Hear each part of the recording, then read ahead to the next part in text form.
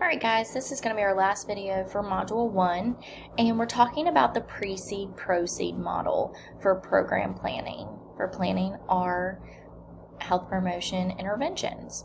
So here, I want you guys to look at the different phases. There are 8 phases for Precede-Proceed. The first 4 phases are assessment phases. So phase 1, we're doing a social assessment. Phase 2, epidemiological assessment. Phase 3, educational and ecological assessment. And then phase 4, we're looking at the administrative and policies and aligning our interventions.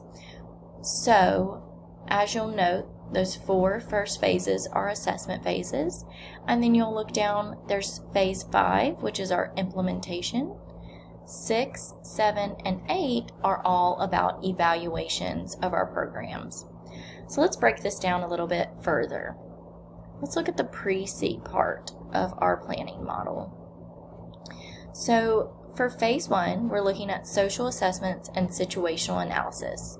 Here we're going to be defining the quality of life and looking at the problems and priorities of our population. But we will be involving the population. We want to look at different social indicators. We're looking at how happy they are, how comfortable, what their crime looks like, their self-esteem, unemployment, welfare, achievements, alienation, looking at all of those quality of life measures for our targeted population.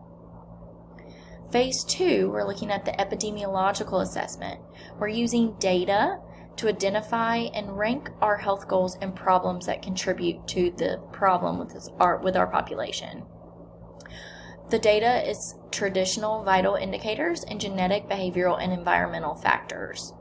Now bear with me as we go through this. We will look at an example, and I think that kind of puts everything together. But I'm just going to go through the different phases for now, and then when we look at the example, I think that'll make more sense to you guys.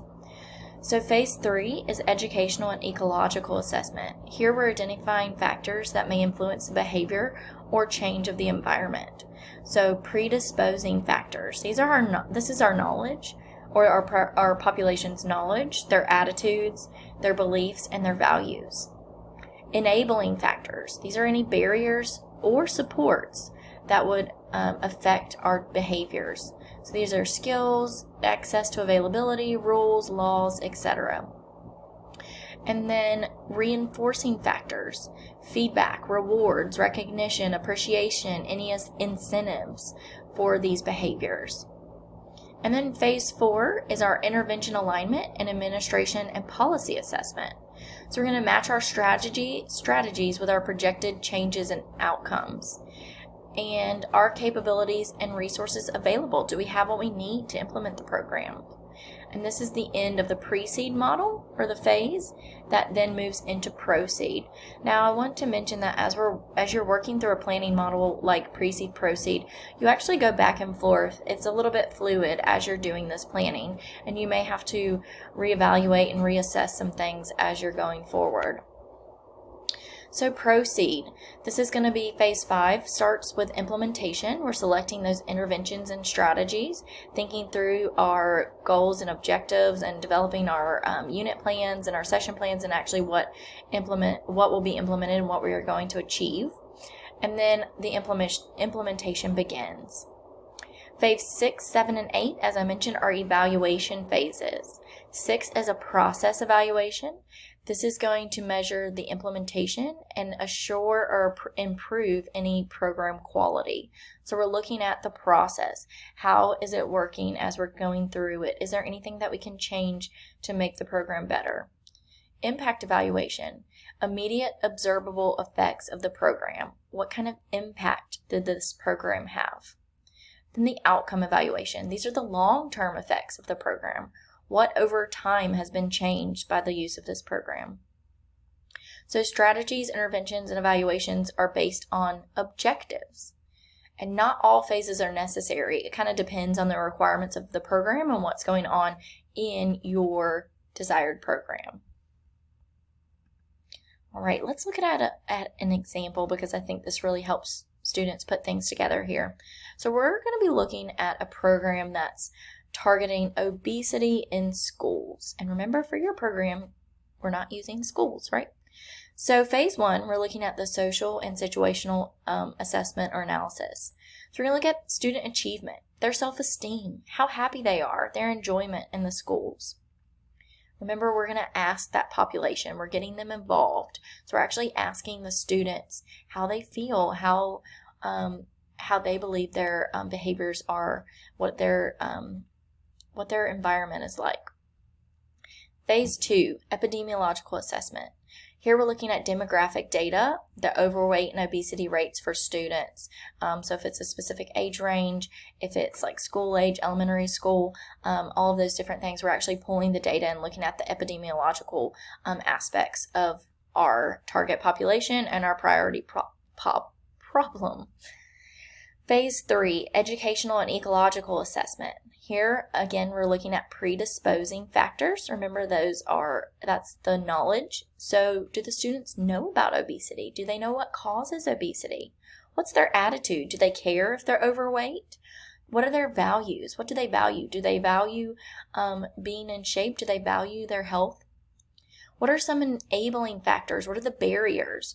Do they have limited time for physical activity during the school day? Are there barriers to things in their environment, like walking to and from school? Are there barriers to that? Are there barriers to access to programs like reducing obesity in their school? Reinforcing. Who are their role models? What are the rewards for being healthy and avoiding obesity? What kind of recognition is given?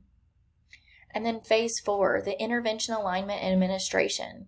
Is it possible? Will the principal allow it? Do policies support it? So whatever type of intervention, let's say that to prevent obesity, they're going to increase physical activity in the schools. Are there policies that can be set forth to actually give time, resources, energy, staff to help with this program? So that's all precede.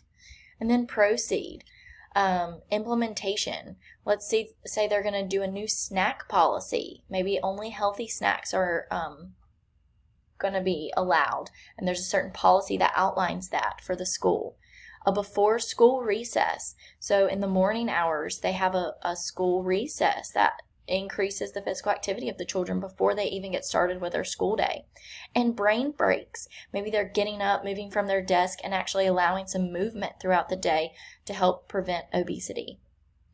Process evaluation. How often are the healthier snacks being offered? How many times a week are they getting before school recess?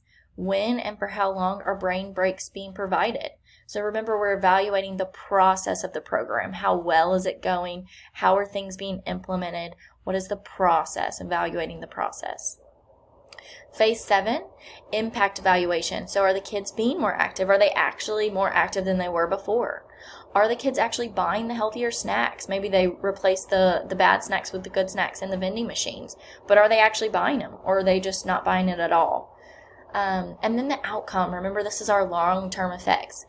Did obesity rates actually change in this school? Did it actually decrease? What was the impact of that outcome of our program? All right, so that was the Precede-Proceed model. Again, that is another planning model. Remember, we talked about the generalized planning model, and then we had the Precede-Proceed model. Now, one last thing I want to hit on is the 3 F's of program planning, and these are important to think about as you begin to develop your own program. Program planning is fluid. Planning is sequential. Planning steps build upon each other. So a lot of times as we start this class, you're going to be really confused as you're starting with something kind of small and you're building it up. But that's the point of this class, is that we are having small steps that's going to build into a big project, right? But it's fluid, right? It's ever evolving, it's moving, and we're building upon step by step. It's flexible. We have to adapt to the needs of the stakeholders. Those are those individuals that are involved in the program, modifying it as it unfolds. Sometimes things don't work, right? There have been many programs that have been implemented, and in the middle of it, they're like, this is not working, right? So we have to be able to adapt and modify. If you are too strict and rigid with your program planning, you're going to be frustrated. In the real world, like I said, things don't always work out. You don't have the resources that you hoped you would. You might not have the funding or the support, and so you must be flexible. And functional. Functional leads to desired health outcomes. The goal is not to plan a program, but is to change behaviors to improve health. So although we are planning the program, the bigger picture is that we are trying to change the behaviors to improve the health of our population, right? So remember, these 3 F's of program planning are fluid, flexible, and functional. All right, guys, so that concludes Module 1. Be sure to review all of these videos moving forward because they will be super helpful as you plan your own programs. Remember that you will begin your pre-planning part of your rationale paper, so get started on that. Do your Module 1 quiz and move on, and also do discussion board post number 1. And I will see you guys next time.